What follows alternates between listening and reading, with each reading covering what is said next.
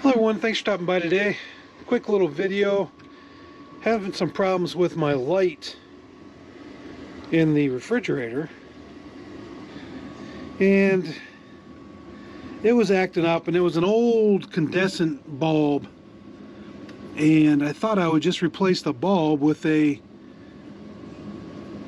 LED bulb, which works great, but I was just finding out that it doesn't. Well, now it's going to do it, but it wasn't turning on every time. So change of plans. I thought it was a simple bulb swap. Turns out I need a new interior light for in here. But anyway, highly recommend these LED bulbs. They are bright as can be. One of the problems with those incandescents was just the amount of heat those put off in here. When I was troubleshooting, I burnt my finger. I got a little bit of a welt.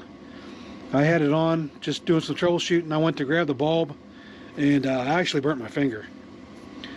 So be very careful with those. These actually have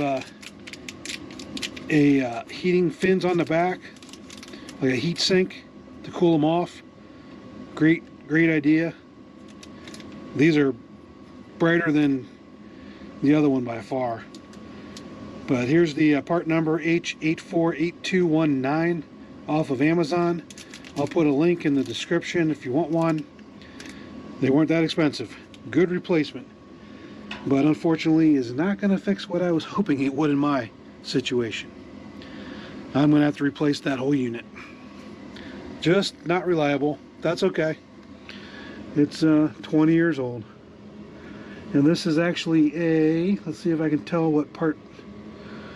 I think this is a, yes, Dometic, right here. RM2852, sorry about that. It is a Dometic out of Elkhart, Indiana, where everything else is made for RVs. Alright, quick little video, troubleshooting the light, just not working. Was hoping it was a bulb, just gonna have to get the unit a new light fixture. Alright, well thanks for stopping by.